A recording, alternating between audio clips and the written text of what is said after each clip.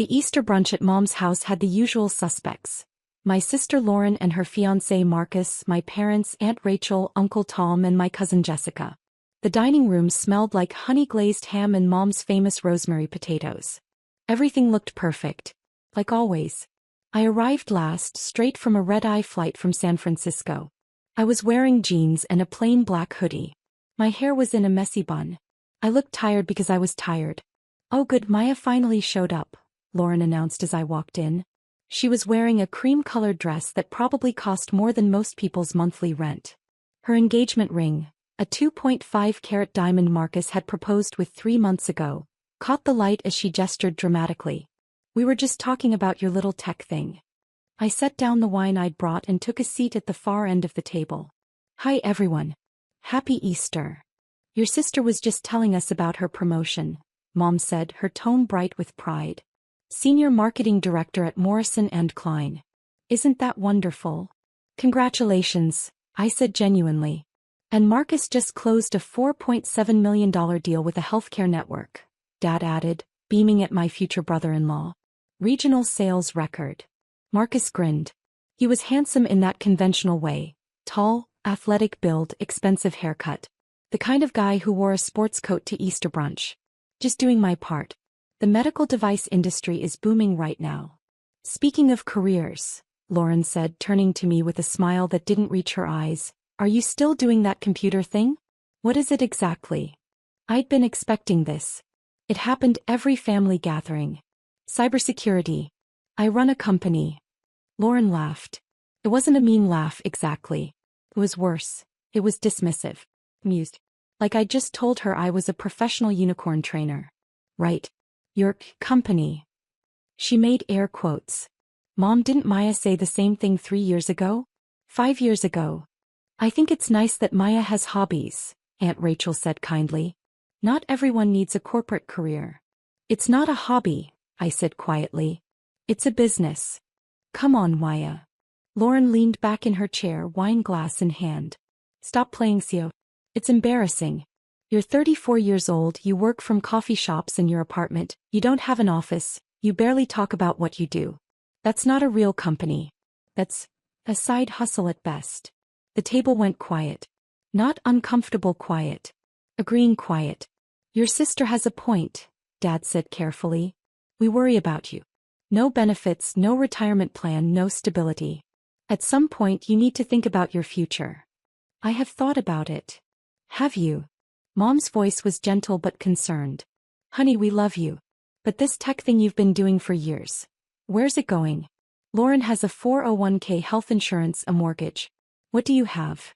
I could have told them. Right then. I could have pulled out my phone and shown them the Forbes article from 6 months ago. The TechCrunch feature from last year. The business valuation documents sitting in my lawyer's office. But I didn't. "I'm doing fine," I said instead. "Fine isn't great," Uncle Tom interjected. "You know, my buddy's company is hiring. Entry-level IT support. I could get you an interview. Benefits start day 1. "That's thoughtful, but I'm good." Lauren set down her wine glass with a soft clink. "Maya, listen. I'm saying this because I love you. You need to stop pretending you're running some big tech company. It's delusional. Marcus works in the real business world. He meets actual CEOs. People with offices, employees, investors. What you're doing. It's embarrassing. For you and honestly for us." Marcus shifted uncomfortably but said nothing. "I think we should change the subject," I said. "No, let's not." Lauren was on a roll now, fueled by wine and the captive audience. "Every year it's the same thing. I'm working on my business. I'm building something." "Building what, Maya?" "You live in a 1-bedroom apartment in Austin. You drive a 10-year-old Honda Civic. You dress like a college student. Where's this big success you keep talking about?" "I never said I was successful." "Exactly. Because you're not. And that's fine. Most startups fail. But you have to know when to quit. Get a real job. Join the adult world. Stop playing entrepreneur." Everyone nodded. Even Jessica, who usually stayed out of family drama, was looking at me with pity. "Marcus, back me up here," Lauren said, squeezing his hand. "You work with tech vendors all the time. Tell Maya what real companies look like." Marcus cleared his throat. "I mean, yeah. Real companies have infrastructure, headquarters, legal teams, HR departments. If Maya's been doing this for 5 years and we've never seen any evidence of growth. He trailed off with a shrug. See. Lauren looked triumphant. Even Marcus agrees. It's time to grow up, little sister. I stood up slowly. Every eye turned to me. I need to use the restroom, I said. I walked down the hallway to the bathroom, locked the door and stared at myself in the mirror. My reflection looked exactly like what they thought I was. Tired, ordinary, unsuccessful. My phone buzzed. A text from my CEO Jennifer. Jennifer, board meeting still on for Thursday? Salesforce wants to move up the Q2 presentation. Me, confirmed. I'll be back Tuesday night. Jennifer, how's the family thing? Me, same as always. Jennifer, you could just tell them. Me, where's the fun in that? I splashed water on my face, took a breath and went back to the dining room. The rest of brunch was fine. They moved on to other topics. Marcus and Lauren's wedding plans, Dad's golf game, Mom's book club. I ate my ham, smiled when appropriate and left as soon as was polite. As I walked to my car, Lauren caught up with me in the driveway. Hey, she said, her voice softer now. I wasn't trying to be mean in there. I know. I just worry about you. We all do. You're smart, Maya. You could do so much more than whatever it is you're doing now. I unlocked my car. I appreciate the concern. Marcus has connections. If you want, I can ask him to introduce you to some people. Get you interviews. Real ones at real companies. That's kind of you, but I'm okay. She sighed. You're stubborn. You always have been. Just think about it, okay? Stop playing CEO and start actually building a life. I got in my car and drove away. The thing is, they weren't entirely wrong to be concerned. 7 years ago, I had been exactly what they thought I was. A struggling entrepreneur with more ambition than sense, burning through my savings, working 90-hour weeks in coffee shops in my apartment. I'd started Sentinel Systems in 2018 with $47,000. My entire savings, cashed out 401k and a loan from a friend who believed in me when no one else did. The company's mission was simple. Provide enterprise-level cybersecurity solutions for mid-market companies that couldn't afford the big players like CrowdStrike or Palo Alto Networks. The first 2 years were brutal. I lived on ramen and coffee. I taught myself to code at 3 a.m. I made cold calls until my voice went hoarse. I pitched to 147 investors and got rejected by all of them. Then in 2020, everything changed. A mid-sized healthcare company in Dallas got hit by a ransomware attack. Their existing security system, expensive, top-tier, recommended by every consultant, had failed completely. They were desperate. They hired me as a last resort, probably because I was cheap. I rebuilt their entire security infrastructure in 6 weeks. Not only did I recover their encrypted data, I identified the vulnerability that had let the attackers in. A flaw in their vendor's software that was affecting thousands of other companies. I reported it. The vendor fixed it. And suddenly, I wasn't just another failed startup founder. I was the woman who'd found a critical security flaw that could have compromised half the healthcare industry. The clients came flooding in. By 2021, Sentinel Systems had 43 employees and $12 million in revenue. By 2022, we'd grown to 180 employees and $47 million in revenue. By 2023, we hit 340 employees and $94 million in revenue. This year, 2025, we were on track for $180 million in revenue with 520 employees across offices in Austin, San Francisco, and Denver. Forbes had called me the quiet giant of cybersecurity. TechCrunch wrote, while everyone was watching the flashy AI startups, Maya Chin built a $180 million empire in silence. But I never told my family. Not because I was hiding it exactly. I just wanted to see how long it would take them to notice. Or care enough to ask questions instead of making assumptions. Lauren thought I worked from coffee shops. I did sometimes. As I could. Because the beauty of building a distributed company was that I could run board meetings from anywhere. But our Austin headquarters occupied 4 floors of a building downtown. We had a full-time security staff, a world-class engineering team, and clients that included 3 Fortune 500 companies. I drove a 10-year-old Honda Civic because I loved that car. It was reliable. Why would I replace something that worked perfectly? I dressed in hoodies and jeans because suits felt like costumes. My investors didn't care what I wore. My clients didn't care what I wore. The only people who cared were people like Lauren, for whom appearance meant more than substance. And yes, I lived in a one-bedroom apartment. A very nice one-bedroom apartment that I owned outright mortgage-free, in a building with a view of Lady Bird Lake. But they'd never asked to see it, so they'd never know. The truth was, I could have told them years ago. But their assumptions had become a kind of test. If they really cared about me, about what I was doing, about my life, they'd ask real questions. They'd Google my name. They'd show actual interest. They never did. 3 days after Easter, on a Wednesday morning, I was in our boardroom for final interviews. We were hiring for 3 senior positions: VP of Engineering, Head of Sales, and Director of Strategic Partnerships. The boardroom was on the 4th floor of our headquarters. Floor-to-ceiling windows overlooked downtown Austin. The walls were decorated with our company values, patents we'd earned, and a framed Forbes 30 Under 30 award from 2021 with my face on it. Jennifer, my CEO, sat to my right. Marcus Williams, our head of HR, no relation to my future brother-in-law, sat to my left. We'd already interviewed 2 candidates that morning. Next up is Marcus Porter, Jennifer said, glancing at her tablet. Applying for Director of Strategic Partnerships. Background in medical device sales. Impressive numbers.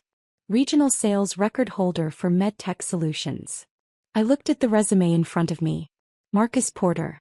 The name was familiar, but I'd been looking at dozens of resumes for weeks. Then I saw the address. Dallas, Texas. My stomach dropped. Wait, I said slowly. MedTech Solutions? That's Lauren's fiancé's company. Jennifer's eyes widened. Your sister Lauren? Yes. Oh my God. Marcus, our Marcus, HR Marcus, started laughing. This is the guy. The one who told you to get a real job. He didn't say that exactly. But yes. Jennifer was grinning now. What do you want to do? I thought about it for exactly 3 seconds. Let's interview him. Fairly. If he's qualified, he's qualified. If he's not, he's not. You sure? Jennifer asked. This could get awkward. It's already awkward. Might as well see how qualified my future brother-in-law is. Marcus HR pressed the intercom. Send in Mr. Porter, please. The door opened. Marcus Porter walked in wearing a sharp navy suit, carrying a leather portfolio, his expression confident. He was clearly expecting to impress some HR people, maybe a department head. He walked toward the table, hand extended, opening his mouth to introduce himself. Then he saw me, sitting at the head of the boardroom table, in the CEO's chair. His face went white. Mr. Porter, I said calmly. Thank you for coming in. Please have a seat. He stood frozen for a long moment.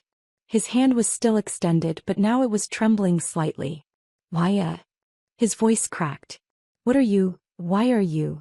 I'm the CEO of Sentinel Systems, I said. The company you're interviewing with. Didn't you research us before applying? His mouth opened. Closed. Opened again. No words came out. Jennifer gestured to the empty chair across from us. Mr. Porter, please sit down. We have several questions for you. Marcus finally moved, walking stiffly to the chair and sitting down like a man in a dream. Or a nightmare. His portfolio sat unopened in front of him. Let's start with the basics, I said, keeping my voice professional. You've been with MedTech Solutions for 7 years. Impressive sales record. What made you interested in Sentinel Systems?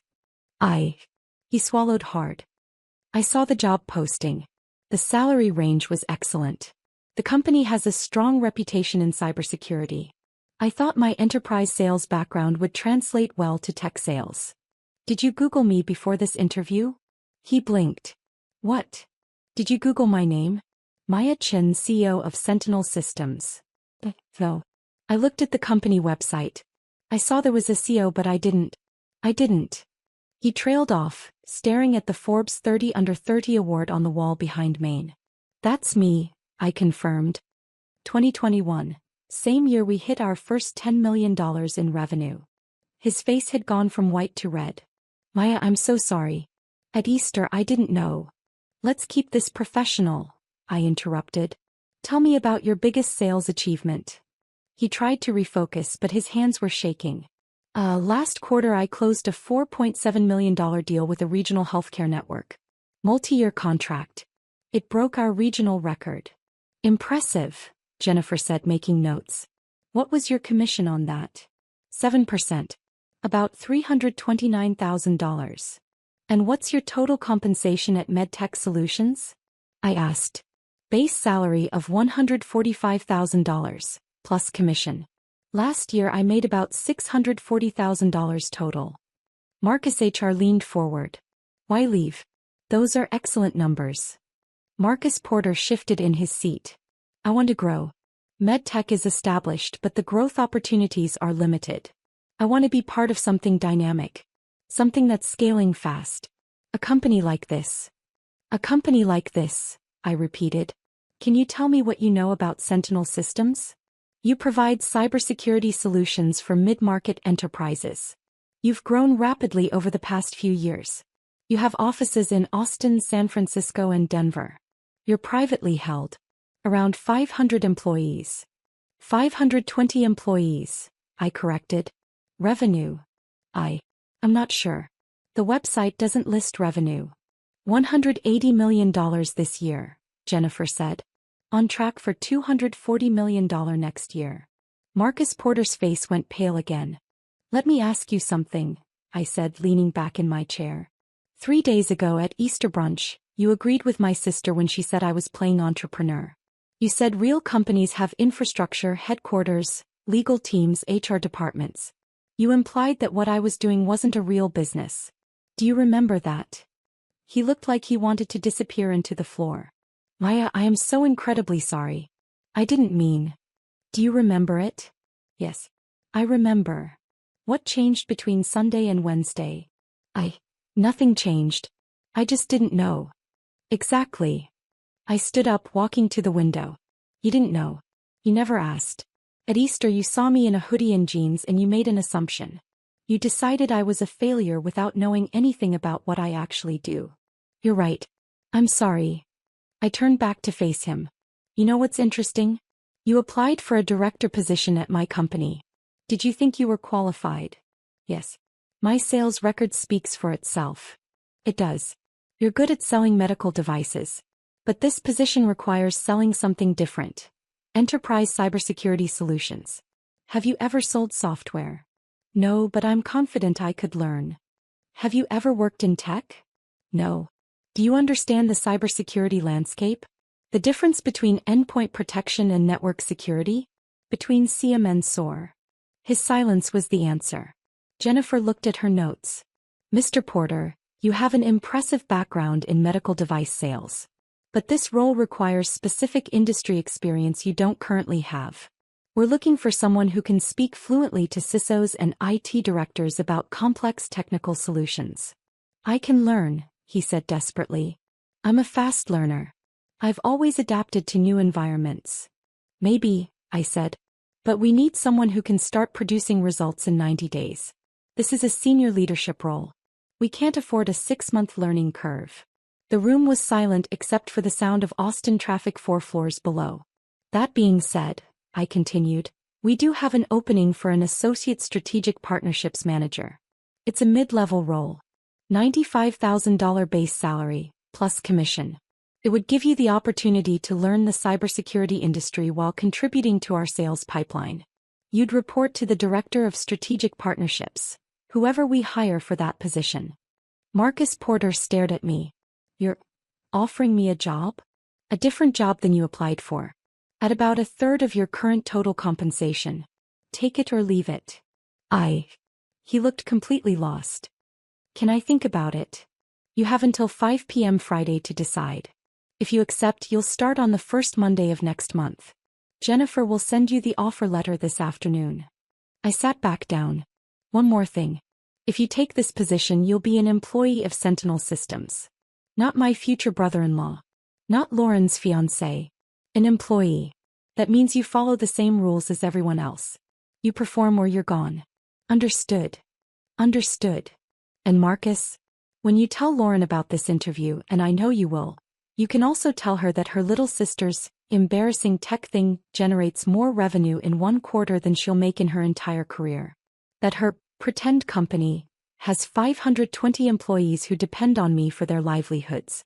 That the CEO she told to stop playing pretend was named one of Forbes' most promising entrepreneurs under 30. His face was bright red now. Or, I said more gently, you can just tell her you interviewed at a cybersecurity company and they offered you a different position. Your choice. Maya, I really am sorry. At Easter I was just agreeing with Lauren. I didn't mean to. You meant it, I interrupted. You believed it. And that's fine. You're not the first person to underestimate me. But now you know better. The question is, are you humble enough to take a junior role at a company you didn't think was real? He stood up slowly, still holding his unopened portfolio. I'll have an answer by Friday. Perfect. Jennifer will show you out. After he left, Marcus HR burst out laughing. Oh my God. That was the most professional takedown I've ever witnessed. I wasn't taking him down, I said. I was being honest. He's not qualified for the senior role. But he does have transferable skills. You really think he'll take the offer? Jennifer asked. I have no idea. But it'll be interesting to see if his pride allows it. My phone buzzed. A text from an unknown number. Unknown. Maya, it's Marcus. I just left your office.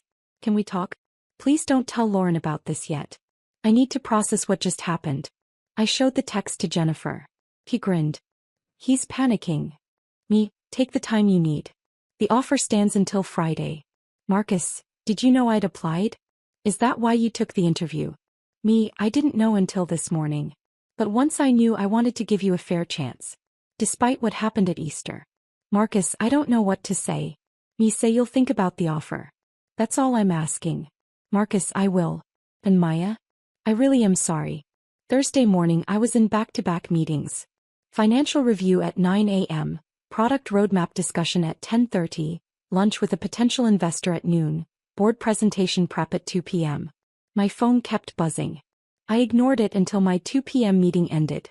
16 missed calls from Lauren. 23 text messages. I scrolled through them. Lauren, why is Marcus acting weird? Lauren, he came home yesterday completely pale.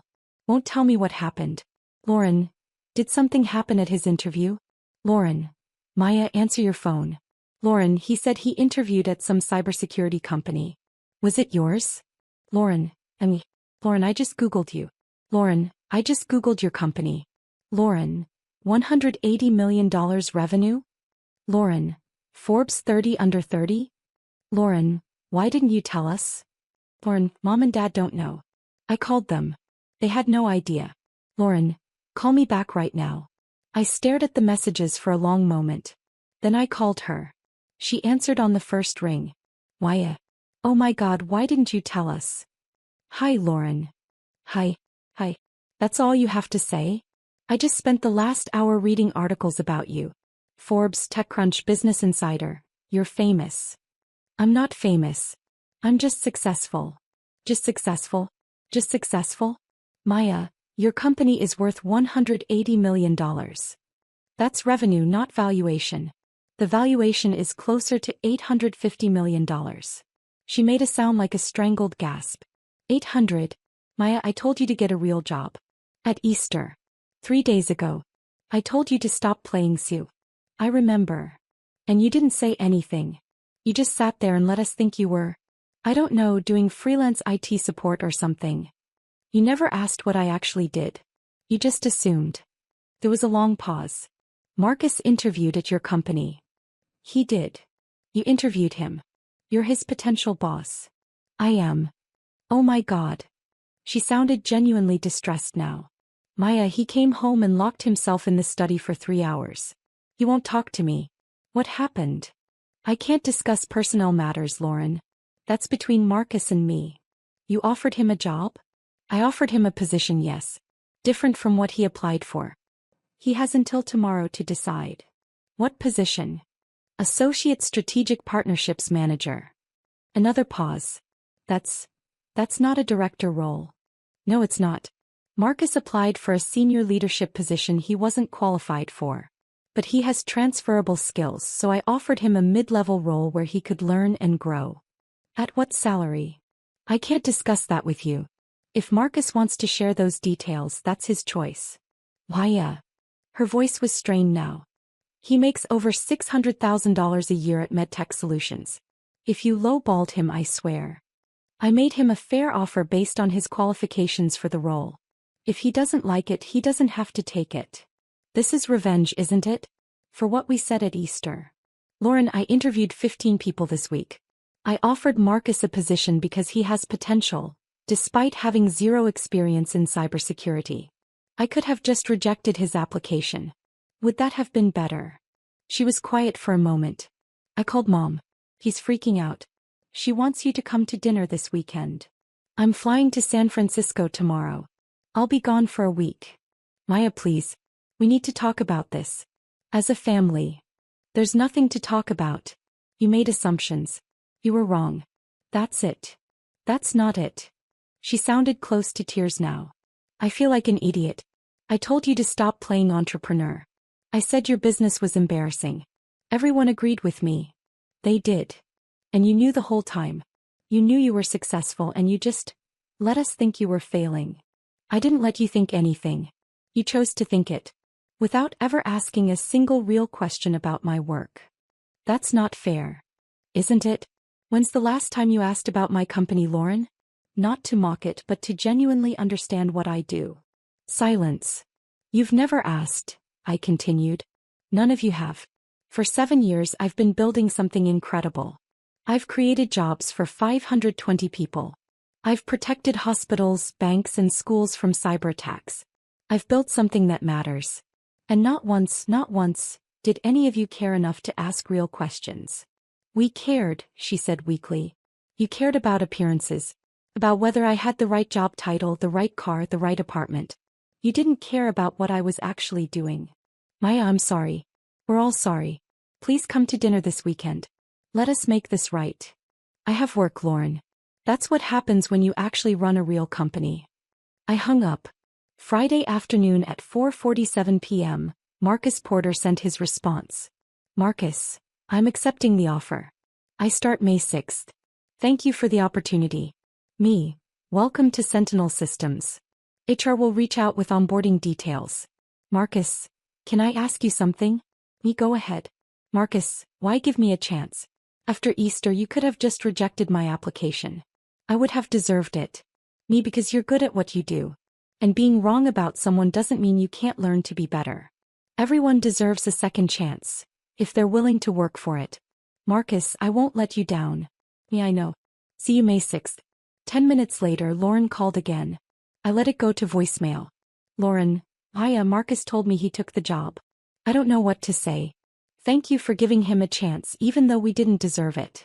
Mom wants to throw you a celebration dinner. Dad wants to talk to you about investments. Everyone's talking about you. The whole family is calling asking why we didn't know. I told them we never bothered to ask. Maya, I'm really sorry. Please call me back. I deleted the voicemail. 2 weeks later I was in San Francisco giving the keynote speech at Tech Week 2025. The conference hall held 3,000 people. Every seat was filled. 7 years ago, I told the audience, I was working out of a coffee shop with $47,000 and a dream. Today, Sentinel Systems protects over 400 enterprise clients and generates $180 million in annual revenue. People ask me, what's the secret? How did you scale so fast? I clicked to the next slide. The secret is simple. I stopped listening to people who underestimated me. I stopped waiting for permission to be successful. I stopped playing small to make other people comfortable. The audience applauded. There will always be people who doubt you. Family, friends, colleagues. People who look at you and see what you're not instead of what you could be. You can spend your energy trying to prove them wrong. Or you can spend your energy building something so undeniable that their opinions become irrelevant.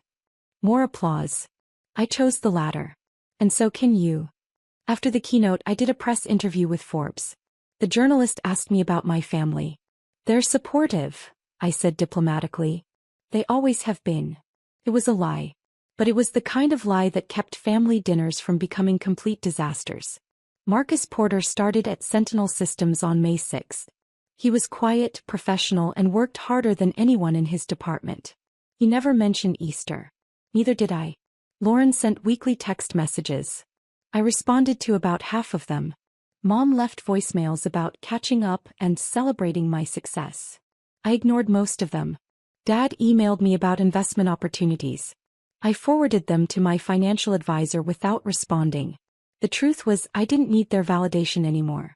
I'd stopped needing it somewhere around year 3 when I realized that the people who truly mattered, my employees, my investors, my clients, already saw me for who I was. But there was one person who deserved to know the full story. 3 months after Easter, I flew to Portland to visit Rebecca Chin. No relation, though we joked about it constantly. Rebecca had been my college roommate, my first employee, and the person who'd loaned me $15,000 when I was starting Sentinel Systems. We met at her favorite coffee shop. She was still working as a software engineer at Intel, happy with her stable corporate job. "So," she said, stirring sugar into her latte, "I heard your sister found out." "She did. In the most awkward way possible." "Good." Rebecca grinned. "She deserved it. They all did. Her fiancé works for me now." Rebecca choked on her coffee. "What?" I told her the whole story. By the end she was laughing so hard she was crying. "Oh my God," she gasped. "That's the most perfect revenge I've ever heard." "It's not revenge. I gave him a fair shot.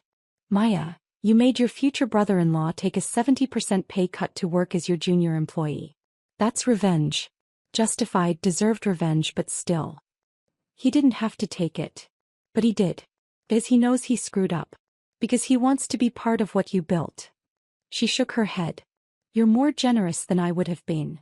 We talked for 3 hours. About the company, about life, about everything that had happened in the 7 years since I'd started this crazy journey. "You know what I love?" Rebecca said as we were leaving. "You didn't change who you are. You're still the same Maya who wore hoodies to investor meetings and refused to play corporate games. You just got rich while doing it." "I'm not rich. The company is valuable." "Same thing." "Not really. Most of my net worth is tied up in equity." "How much equity?" "I own 73% of the company. At our last valuation, that's roughly $620 million. Rebecca stared at me. $620 million. On paper. I can't exactly spend it. Still counts. She hugged me tight. "I'm proud of you. And for what it's worth, I knew you'd make it. Even when you were eating ramen 3 meals a day and sleeping 4 hours a night. I always knew. That's why I gave you 2% equity when you loaned me that money." Her eyes widened. 2% of, wait. The company's worth $850 million. As of last month, yes. She did the math in her head. That's $17 million. $17 million on paper. If we ever have a liquidity event, you'll get the money. Until then, it's just numbers. Rebecca sat down on the nearest bench.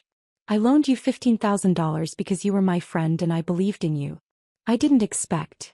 "I know. But you took a risk on me when no one else would. That's worth something." She wiped her eyes. "Okay, now I'm crying. In public. Thanks for that." "You're welcome." 6 months after Easter, I got an email from Lauren. Subject: Thanksgiving. "Dear Maya, I know we haven't talked much since everything happened. I want you to know that I've spent the past 6 months thinking about what I said at Easter and I'm ashamed. I was cruel. I was dismissive. I treated your work like it didn't matter because it didn't fit my narrow definition of success. You deserved better from me, from all of us. Marcus has told me about working at Sentinel Systems. He loves it. He says it's the best career move he's ever made, even though he took a pay cut. He says you're the best CEO he's ever worked for. That you're fair, demanding, and genuinely care about your employees. I should have known that about you already. I should have cared enough to ask. Mom and Dad want to host Thanksgiving this year.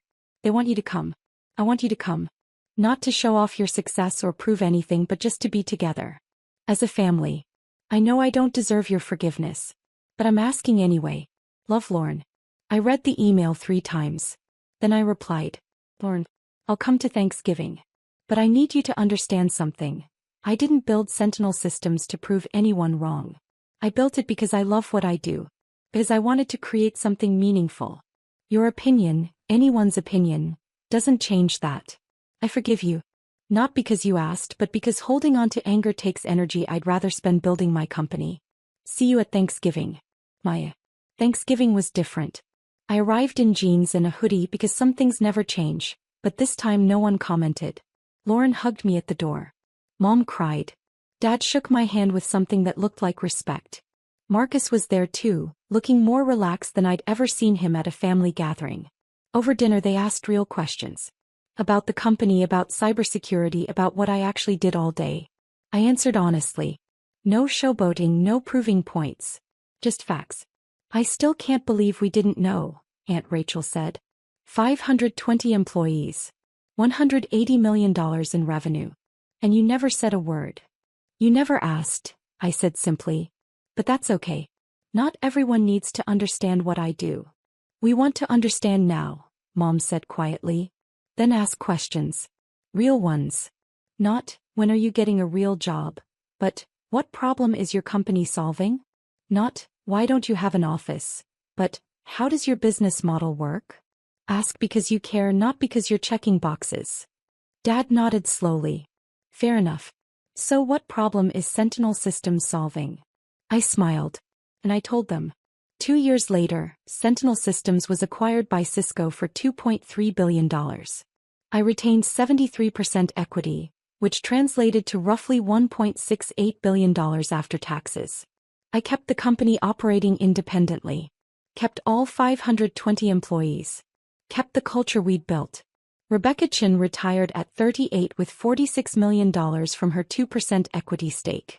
Marcus Porter became Director of Strategic Partnerships after 18 months of exceptional work. He and Lauren got married. I was in the wedding. My family still doesn't fully understand what I do. But they've stopped making assumptions. And that's enough. Last month, Forbes ran a feature. Maya Chin, the CEO who built an empire in silence. The opening line read, while other tech founders were chasing headlines, Maya Chin was building something real. They interviewed Lauren for the piece. She said, my biggest regret is that I dismissed her success before I understood it. She taught me that quiet confidence is more powerful than loud criticism. I framed that quote and put it in my office. Not because I needed the validation, but because it was true.